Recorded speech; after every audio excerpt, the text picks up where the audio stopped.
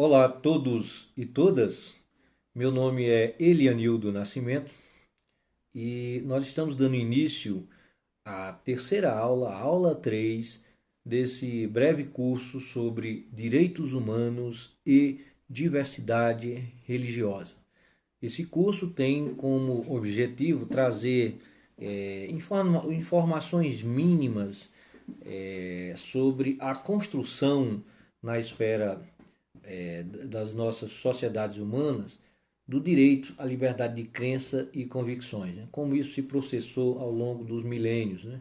E esse curso é direcionado à sociedade como um todo, mas também a lideranças religiosas, mas também e especialmente a agentes do Estado, agentes públicos que atuam de alguma forma com a temática e muitas vezes nem sequer sabem ou têm noção que isso das responsabilidades que esse tema enseja. Essa terceira aula nós teremos como o tema principal um pouco de uma abordagem histórica de como o fenômeno do respeito à liberdade religiosa ou a relação entre religião e os poderes constituídos ocorreram no Brasil no período entre o período de 1500 até 1890. Então esse é o lapso temporal, o período temporal, aliás, que nós estaremos discutindo.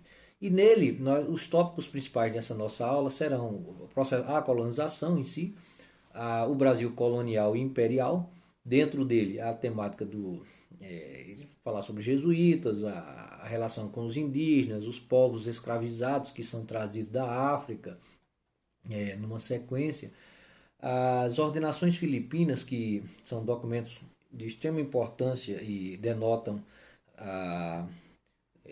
sem sombra de dúvidas, como é a relação de um Estado, de uma governança, tendo por base a religião. A igreja, né, o papel da igreja nesse Brasil colônia, no Império, especificamente, o advento da Constituição de 1824 e nesse também em função disso o advento do protestantismo no Brasil, a chegada dos protestantes no Brasil, até nos colocarmos no período no ano de 1890 com o advento do decreto 119A, que acaba com o regime do padroado. Como bem mencionamos, esse é um é um período de tempo bastante longo, de 1500 a 1890, e nesse curso nós também estamos discutindo, trazendo à tona, lembrando e destacando documentos e ao mesmo tempo movimentos e ações, eventos que foram de extrema importância para a construção do que nós viemos chamar posteriormente de direitos humanos, mas também a construção do direito à liberdade de crença e convicções. Nós vamos destacar alguns eventos e documentos desse período, 1500 1890, que são a Petição de Direitos, de 1628, na Inglaterra, do rei Carlos I, a Declaração de Independência dos Estados Unidos, que veio orientar e influenciar outras tantas constituições a posteriori, e a Revolução Francesa, com o advento de dois documentos, que é a Declaração dos Direitos do Homem e a Declaração dos Direitos da Mulher. Então, com isso, nós encerraremos a aula de hoje. Então, nesse sentido, vamos começar pelo o primeiro dos tópicos, né? O processo da colonização.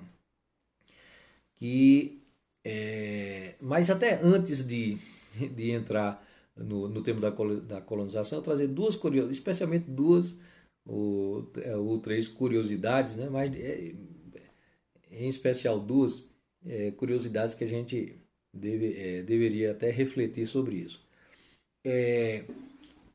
Entre nós, no ano, nós poderíamos ter, se tivesse havido,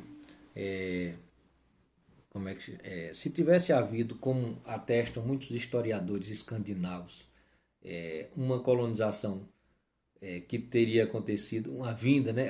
Aliás, a partir de uma vinda no ano 1000,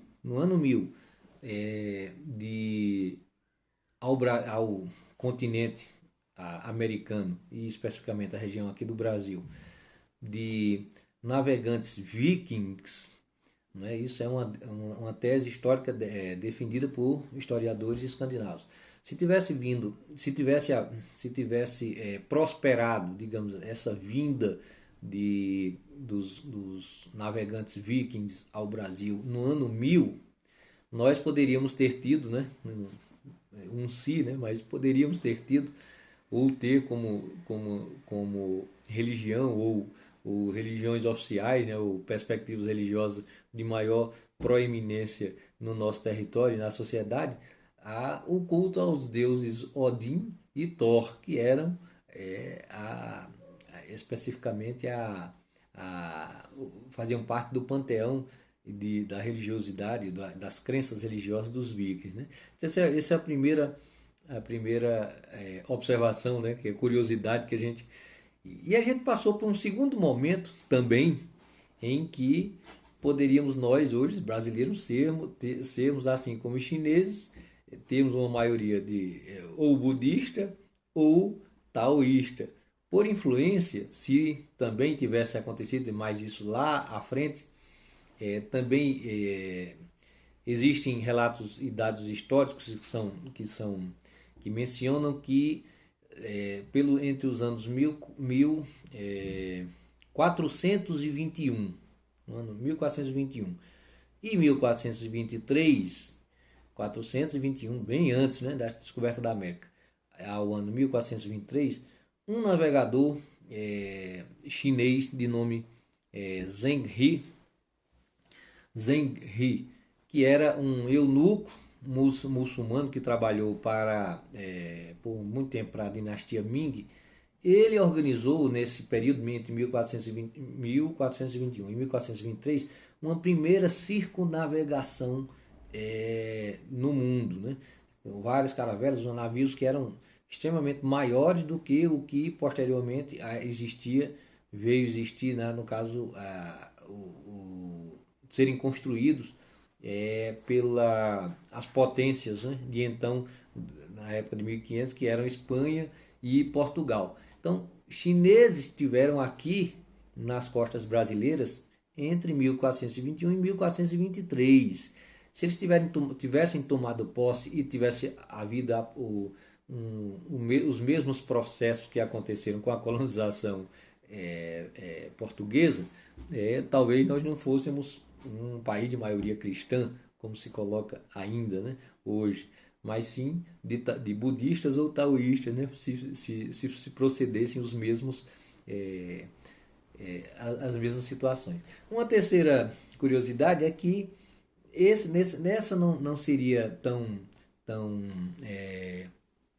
como é que chama, não haveria tamanha mudança, porque os primeiros há relatos e dados históricos que tratam que a nossa descoberta do Brasil não teria sido no ano de não teria sido em 21 de abril de 1500, mas sim alguns meses antes, em 25 de janeiro,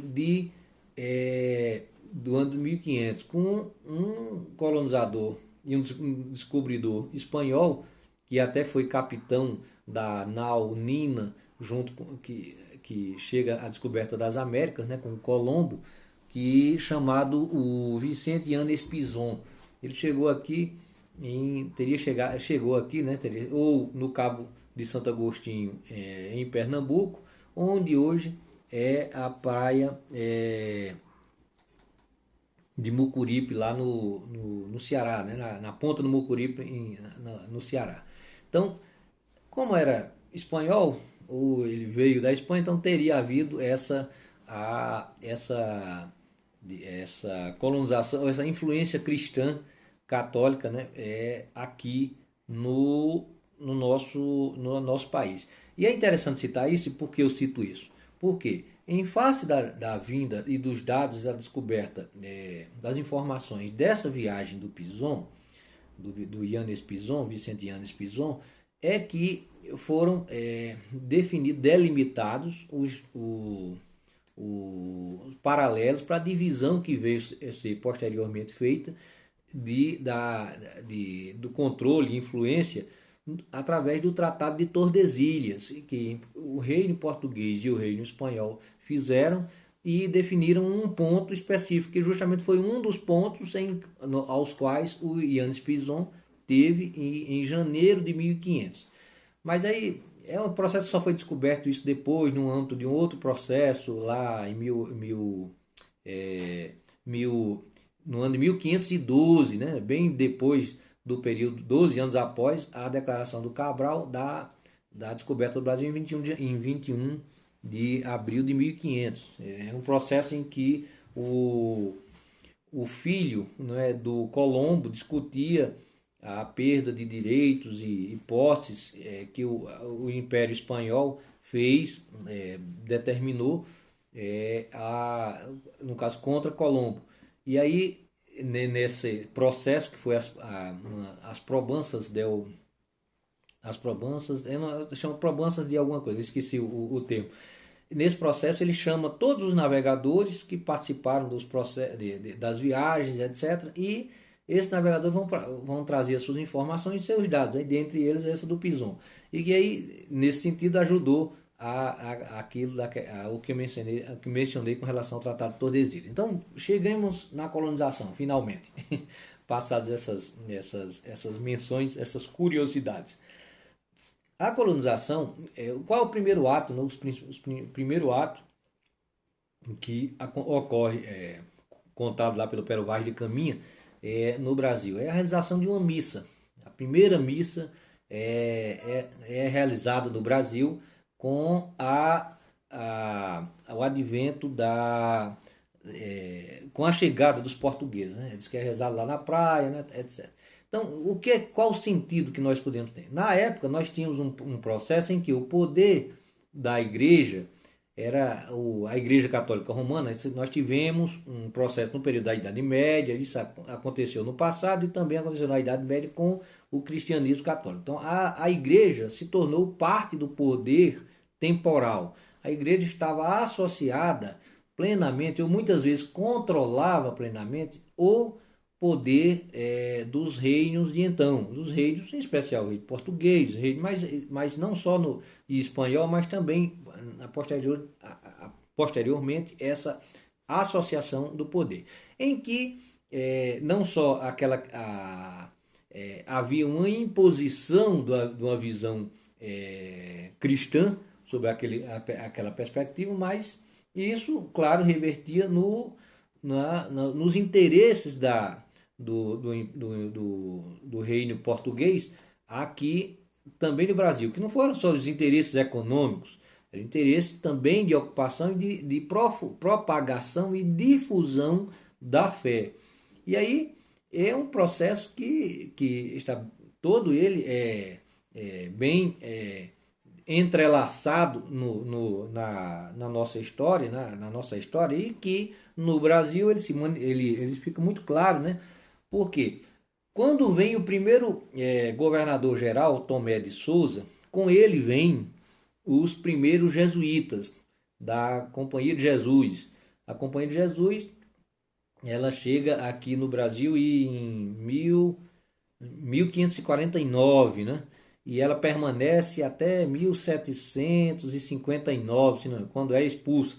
Mas inicialmente os jesuítas eles têm essa função de, primeiro, trazer para os povos indígenas, que para o povo europeu sequer tinha alma, né? Numa época passada, num período passado, os índios não tinham alma. Então eles teriam que ser convertidos. Então há um processo de conversão indígena, dos povos indígenas, de apropriação, de certa início de uma destruição cultural e dos aspectos das suas religiosidades também dos povos indígenas através da ação dos jesuítas.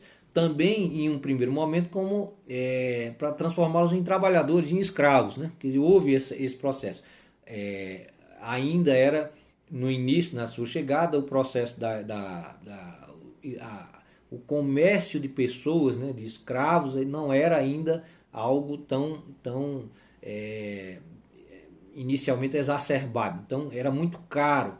E aí tentaram escravizar e tentaram usar, né, como mão de obra os povos indígenas que não se adequaram ou se rebelaram também nesses processos. Então, nesse contexto, a ideia era construir, no caso, trazer a religiosidade cristã para os povos indígenas, mas também para a colônia. Tanto é que os primeiros colégios, né, e aí os primeiros centros culturais, digamos assim, são criados pelos jesuítas no Brasil. Eles ensinavam os filhos dos colonos e também aos filhos daqueles mais abastados, né? Dos senhores, os senhores de engenho, né? Que já se estabeleciam. Então, nesse contexto, vem, e nesse ínterim da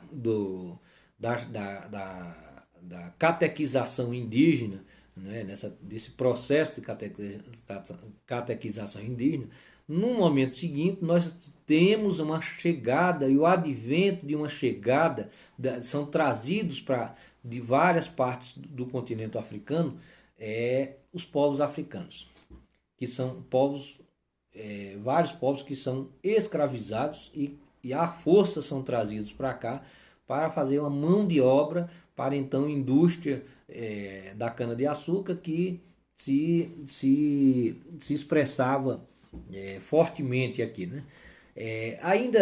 Mas eu vou falar um pouco ainda sobre isso daqui a pouco, e as repercussões disso. Mas aí é só para lembrar que esse processo da influência jesuítica, né? E aí tiveram desavenças e mudanças na relação do Império português, do reino português com a organização dos jesuítas. Ela ganhou muito poder, uma estrutura muito grande, uma influência muito grande, e termina que ela é expulsa, os jesuítas são expulsos do Brasil no ano de 1759, como eu mencionei, né, após as guerras chamadas guerras guaraníticas, em que as missões, né, que foi um outro processo, fora a catequização, a criação de colégios, etc., também foram as missões jesuíticas que ampliaram, né, uma, digamos assim, ocupação de territórios aqui na região, aqui até a região do Prata, lá embaixo no sul, pegando um pedaço do Paraguai, seria um pedaço da Argentina, etc., mas tiveram uma expressão, e houve nessas guerras guaraníticas justamente missões do sul terem apoiado os indígenas em batalha até armado os indígenas numa batalha contra o governo português, de maneira que decorreu a decisão pelo Marquês de Pombal de expulsá-los do Brasil, isso em 1759. E aí, essa questão que eu mencionei, né, durante todos esses séculos, dessa evangelização dos indígenas, infelizmente esse legado, vamos chamar assim, acontece até os dias de hoje, né? Mas isso será discutido em outra aula lá na frente, quando nós vamos falar sobre a questão do poder e o Estado e as ameaças à laicidade. Mas infelizmente vocês já ficam, esse processo ainda infelizmente acontece até hoje. Então até hoje os povos indígenas são agredidos, são violentados em seus direitos, de maneira que grupos cristãos buscam tirar ou erradicar culturalmente e suas espiritualidades, né? E aí vemos um processo que no período que é a partir do século XVI até o século XIX, especialmente até o século XIX mesmo, o grande o conjunto de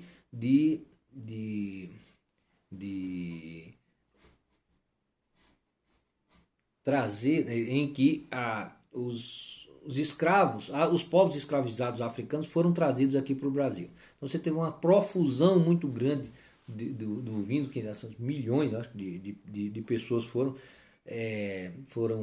E eram pessoas que eram em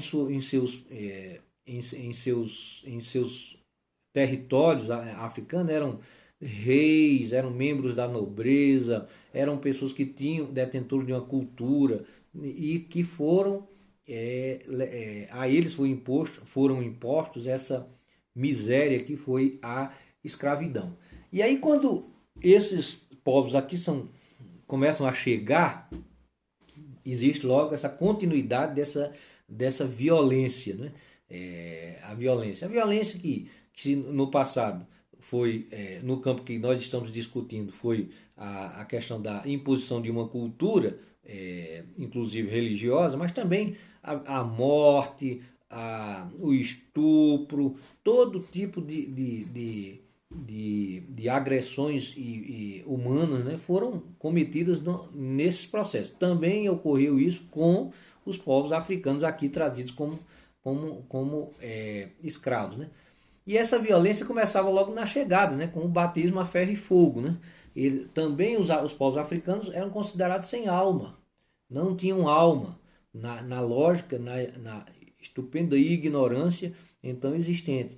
Aqui, ao chegarem, o primeiro ato era serem batizados, eles eram batizados, e assim como ainda o fazem hoje com os bovinos, eram marcados a ferro e fogo, né, em suas peles, como propriedade de alguém, na medida que eram vendidos, né? Então isso era uma coisa assim que extremamente absurda, né, e que infelizmente, não pela marcação ainda, mas a escravidão ainda é presente nos dias atuais, né? Essa chaga, esse câncer ainda é presente.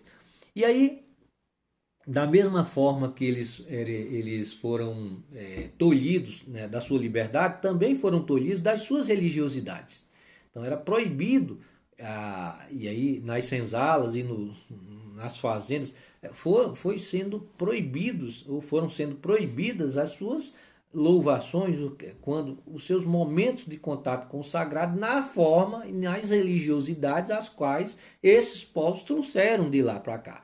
Então isso foi tolhido, isso levou mais à frente que houvesse o advento de um certo sincretismo, né? O sincretismo religioso, que aí a criação, a associação, isso mais posteriormente, a associação dos deuses, dos deuses, das divindades dos panteões africanos passam a ser atreladas a santos e personalidades do universo cristão, e isso cria religiões, né, que vem ser como um legado de extrema importância, no caso, para a nossa cultura.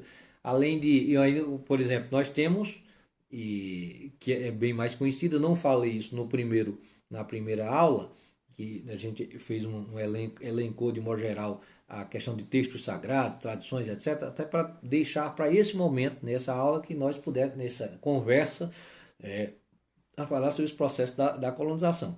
Mas aí, a riqueza religiosa, né, de uma diversidade de crenças religiosas foi tão grande, né, que foi estabelecido, né, não ser para uma grande maioria das pessoas, de um modo geral, acreditam que exista tão somente o candomblé e a umbanda enquanto religiões, tradições aqui de matriz afro-brasileira ou afro-ameríndia aqui no Brasil. A umbanda, isso vale salientar, que tem 100 e poucos anos, foi uma expressão desse sincretismo, né? Esse sincretismo que foi se fortalecendo ao longo dos séculos, termina nascendo, digamos, se consolidando através da Umbanda, que é uma religião cristã, é uma das religiões cristãs, porém com aspectos que trazem, evocam todo um apanhado milenar de uma cultura religiosa africana. Então você tem elementos inseridos, né, nesse culto, que tem também os elementos católicos. Mas aí, afora essa riqueza da Umbanda e do Candomblé, que por si só já são imensas, nós temos ainda presentes aqui no Brasil o candomblé de caboclo, o candomblé jeje, o candomblé queto, tambor de mina, o cabula, o acabula, o molocô, que é outra versão, o Xangô do Nordeste tem sua presença, o Xambá, a Xambá também outra, o batuque, o culto de Fá, outras derivações que vem, por exemplo, com a associação à Jurema. E aí entravam elementos indígenas, da religiosidade indígena, sincreticamente se associando a elementos da cultura africana, criando novas religiosidades. Isso é uma riqueza imensa. E que são riquezas de forma tradicional, com o conhecimento sendo passado oralmente. Ou seja, não existem livros sagrados destas religiosidades, destas religiões e tradições. Elas são passadas oralmente, assim como foi sempre no passado. Como eu bem mencionei anteriormente, no passado, o que nós conhecemos como os textos sagrados, nós mencionamos cerca de uns 38, mas os mais antigos, todos eles eram passados inicialmente de forma oral, até que alguém resolve começar a escrever, escribas começam a escrever esses textos, mas era de forma oral também. A diferença é que nas tradições e religiosidades afro-brasileiras e ameríndias, e com certeza nas religiosidades e religiões ainda existentes na África, esse modelo ainda persiste, não é? De tradição, de transferência do conhecimento por uma tradição oral, que é de estupenda importância e necessário para o nosso reconhecimento e reverência para esses deuses, que são em tese os orixás, que são as representações que são cultuadas por por esses cultos, por estas religiosidades. Um outro exemplo que não chegou muito aqui no Brasil, mas já tem alguns lá para a banda do Maranhão, lá em Codó, talvez ainda tenha, não sei, eu não tenho certeza com relação a isso, mas foi de um outro tipo de religiosidade que se constituiu a partir dessa relação da vinda dos povos escravizados para as Américas, que no caso lá na América Central foi a santeria, que é um outro tipo, voodoo, santeria, etc., que são religiosidades, expressões religiosas que nasceram desse sincretismo, dessa relação, inter-relação secular. Estou falando secular no sentido do tempo, né? Não no outro sentido secular, entre esses povos. Nesse período, que nós estamos falando entre 1500 e 1890, também chegaram ao Brasil, nesse processo da vinda de colonos e de vários segmentos, várias outras tradições religiosas, ou religiosidades, ou representantes, ou seguidores de outras religiões. Em especial, os judeus.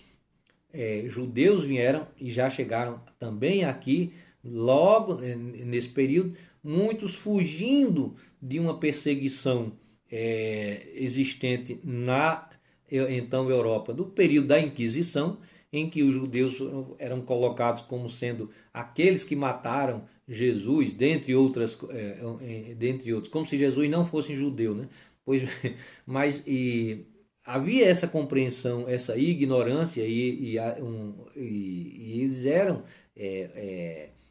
condenados à pena perpétua e muitos fugiram e foram fugindo para as colônias, né? Na verdade fugindo, e ao chegar aqui adotavam nomes diferentes, e os nomes aí há uma associação, né, com os nomes ligados a representações da natureza, ou árvores, plantas, etc. Eles teriam em si uma origem judaico e que foram se adaptando aqui escondidos para não serem mortos aqui no Brasil. E os muçulmanos, que também vieram representantes ou seguidores do Islã desde os primórdios, inclusive falam assim, nas próprias caravelas, né? As caravelas foi o maior grupo de caravelas que foi de Cabral para um processo de tomar posse de uma terra, e aí dentre os tantos marinheiros, veio desde o início essa presença muçulmana que a gente encontra, e por exemplo, você encontra não só em nomes que foram absorvidos para dentro da linguagem portuguesa, né, de um modo geral, mas na culinária, etc, etc. Eu achei até uma situação, uma experiência pessoal que eu me reservo o direito de aqui mencionar. Eu tive a oportunidade de ir em alguns países africanos, muito poucos na verdade, mas de cultura muçulmana, né? O Marrocos, a Argélia, e no Marrocos especificamente eu achei interessante isso, porque tem um dos pratos servidos, né? Foi provar a culinária da, do país, e aí um dos pratos era a nossa buchada nordestina, só que, claro, a carne utilizada na, no, no prato, não é? No prato marroquino, era de carneiro, porque judeus e árabes não, e judeus e muçulmanos não comem não ingerem a carne, por exemplo, de porco, e que é muito usado na nossa buchada nordestina, né? E eu sou do Nordeste, de Campina Grande, então a gente tem. E aí eu fiz só assim, eu quero o mesmo modelo só. Então isso foi uma transferência de cultura que foi incorporada e adaptada à nossa a nossa realidade, e foi se consolidou ao longo do tempo. E aí nesse período muito especial, nesse período entra o que eu mencionei lá atrás, que foram as ordenações filipinas. Num Brasil ainda colônia, onde a capital do Brasil era Salvador, Salvador passou na Bahia, passou a ser foi a primeira capital brasileira, depois foi Rio de Janeiro e agora Brasília, né? Nós estamos aqui falando, mas em Salvador, pela não existência de uma constituição, de algo que os documentos primeiros que orientavam um pouco as leis, né, digamos assim, normas e leis a serem seguidas no Brasil, eram ditadas pelo arcebispado da Bahia, os seus documentos os documentos que eram lá estruturados no arcebispado da Bahia. E como é que destacamos esse documento, que seriam as ordenações filipinas e manuelinas, mas em especial essas filipinas, que são de 1707. 1707. E esse documento qualquer um você pode buscar ter, tem na biblioteca do Senado, inclusive você tem em PDF esse material, você pode baixar esse documento a título de pesquisa. E eles são um exemplo de como a religião não deve estar vinculada aos poderes do Estado. Como uma religião, como é nocivo para o conjunto de uma sociedade o fato de uma religião, de existir um Estado religioso, um Estado teocrático, em que impunha aquela perspectiva sobre o conjunto de uma sociedade. Nesse documento existia, por exemplo, a pena de morte para judeus. Ora, se o indivíduo fosse descoberto, se ele vivesse aqui no Brasil, a partir desse documento, que é uma contradição, né, com os próprios princípios cristãos, né, mas quem ele vivesse, se ele fosse descoberto, a pessoa fosse descoberta que ele tinha uma raiz judaica, ele era condenado à morte, ele perdia a vida. Aquele que não fosse judeu, que fosse cristão, que fosse amigo, que eventualmente ele tivesse protegido essa pessoa, também morria, também era condenado à morte. Então, esse documento ele é bastante necessário de que a gente não esqueça de mencionar, para que nós tenhamos a exata noção do perigo que é a influência religiosa dentro de um poder, ou controlando um poder que seja temporal, o poder de um Estado, que o Estado é o que nós modernamente chamamos as estruturas governamentais e de organização. Então, de maneira que esse é um ponto específico. E aí, nesse contexto em todo esse período, esse longo período, né, que eu estou sempre mencionando e remenciono agora, entre 1500 e 1890, houve uma imensa participação e, e um atrelamento, digamos assim, do poder da igreja junto ao Estado. E o poder da igreja, então, a Igreja Católica Apostólica Romana, era tanto, por exemplo, que os atos civis, como, por exemplo, o batismo, o batismo, reconhecimento, mostrar que os atos civis, os casamentos, etc., todos estes atos eram controlados pela igreja. Então, era a igreja que fornecia esses documentos. E aí isso fica um pouco complicado, né, na verdade, quando a pós-independência, que é de 1822, né, a independência, o Brasil agora império, não mais colonial, há uma inserção, um desejo para que possam atrair novos povos, novas pessoas para cá, até para também ir substituindo, começa a haver uma certa substituição, e aí entra, mas aí um outro assunto muito longo, que seriam os movimentos para o fim da escravidão, etc, etc. E aí, mas movimentos para que pudessem trazer colonos de outras partes do mundo para cá, para o Brasil, para também serem trabalhadores, né, ou atuarem nessa. Então, nesse processo, advém a chegada dos protestantes, né, do protestantismo no Brasil. Assim, há menções de que no século XVIII já teria também vindo algo, mas especialmente no século XIX há essa abertura a partir do período pós-independência e a constituição da nossa primeira Constituição brasileira, né, que é a Constituição Imperial de 1824, em que, embora houvesse esse chamamento para que esses colonos viessem de outros países e já tivesse essa presença identificada, essa presença protestante aqui no Brasil, essa Constituição ela reproduz o poder temporal da Igreja junto ao Estado. É uma Constituição confessional. E aqui eu separei um artigo, o artigo dessa Constituição, para que a gente pudesse ler, para você ter a noção do que é ser um Estado confessional. O artigo 5º da Constituição de 1824, ele diz o seguinte: a religião católica apostólica romana continuará a ser a religião do Império.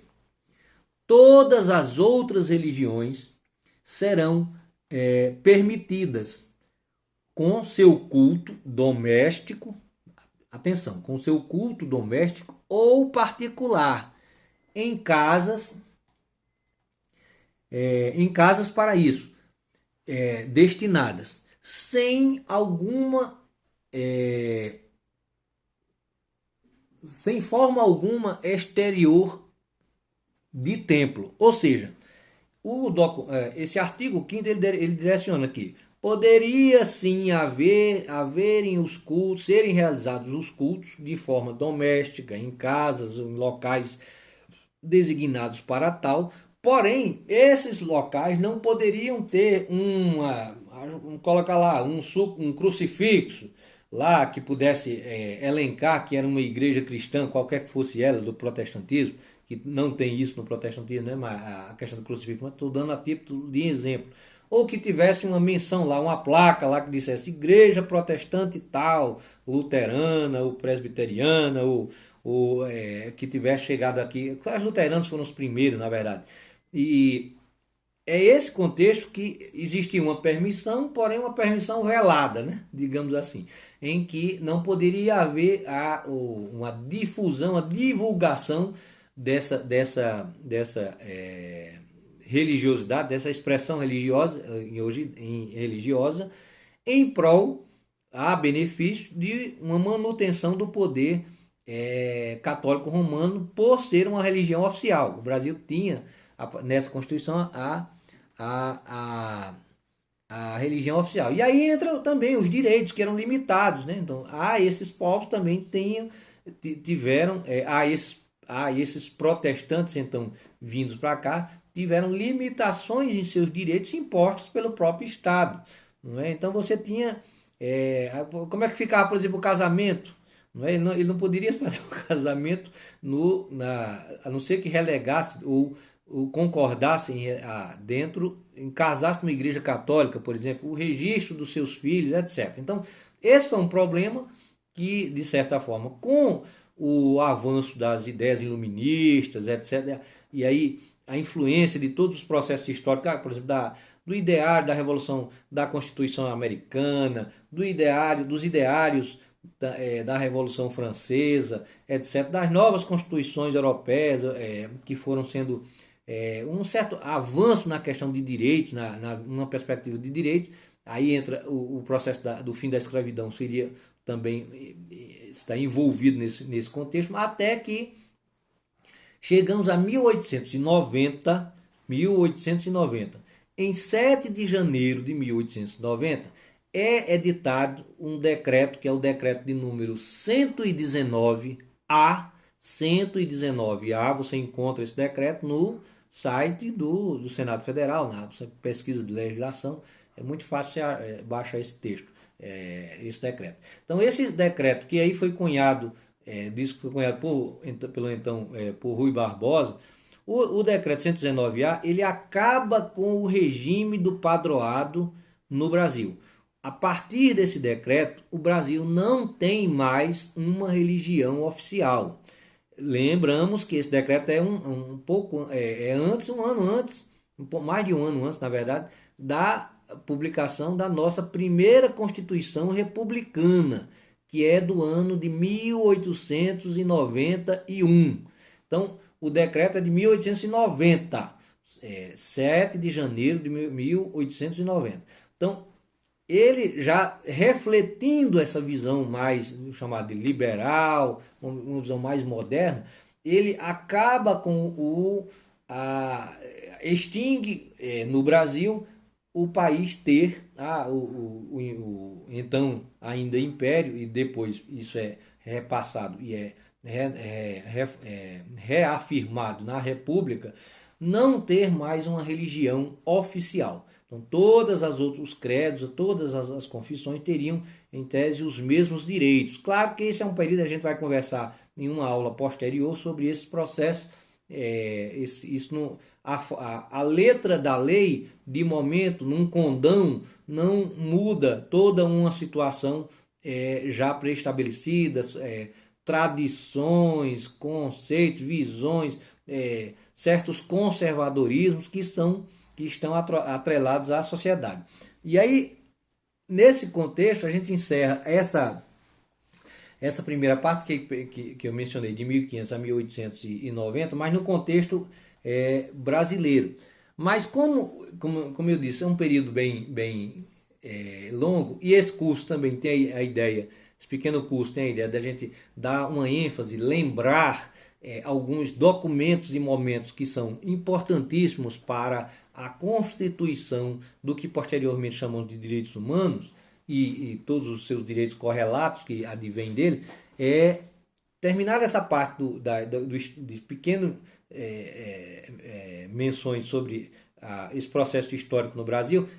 Durante esse período lá, no caso na Europa, na Inglaterra, no ano de 1628, há o advento de um documento que é importantíssimo, que é a Carta de Direitos, em que o parlamento inglês, envia ao rei Carlos I uma declaração de liberdades civis, né? E esse documento ele reafirma, por exemplo, a questão do processo legal, que eu mencionei lá também, tratado na Carta Magna de 1215, reafirma na Carta de Direitos a questão do habeas corpus, entre outros tantos direitos. Então, ao rei é imposto, isso é o parlamento que o faz e impõe ao rei Carlos I, a aceitação de respeito a direitos civis.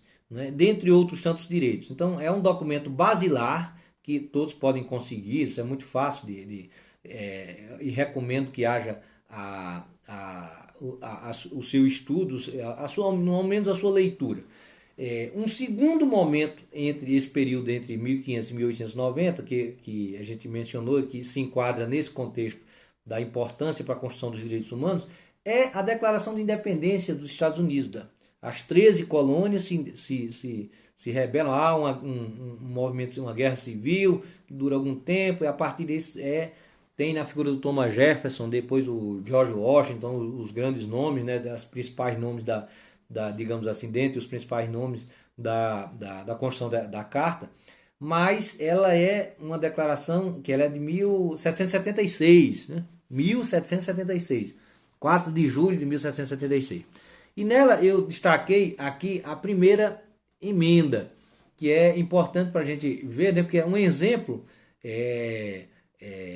cabal, né, que não foi observado pelo Brasil na sua Constituição Imperial, né, de 1824, a primeira Constituição que eu mencionei ainda há pouco, mas que nessa Constituição Americana, né, ela já, na sua primeira emenda, já dá já traz um marco bastante favorável, né, ao respeito à liberdade e à liberdade de crença e convicção.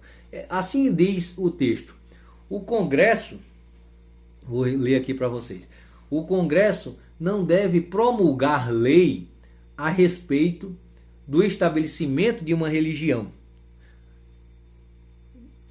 seu livre ou proibir o seu livre exercício. Então, essa emenda que está lá até hoje, né, a declaração o modelo americano federativo, você tem as constituições dos estados, mas você tem vale até hoje. E esse documento da independência, a Declaração de Independência, ele vem influenciar, né, nessa todo um conjunto de outros documentos e até eventos, né, dentre os quais também pode-se essa Declaração de Independência garantia, por exemplo, o direito à revolução.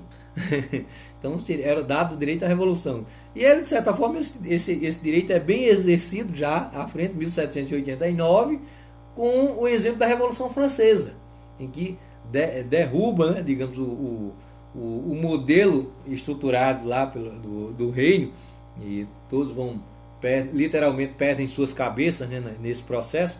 Mas é um movimento que traz como o seu escopo de ideário principal a igualdade, a igualdade, solidariedade, e o terceiro, estou esquecendo o outro,